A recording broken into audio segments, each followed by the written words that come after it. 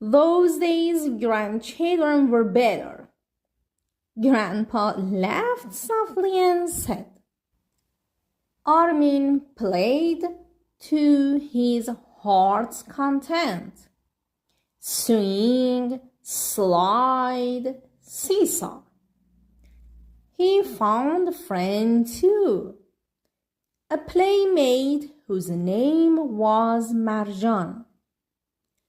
When he returned to his grandpa, he saw that he had found a friend too. His name was Mr. Hassan. He was eating Armin's nuts.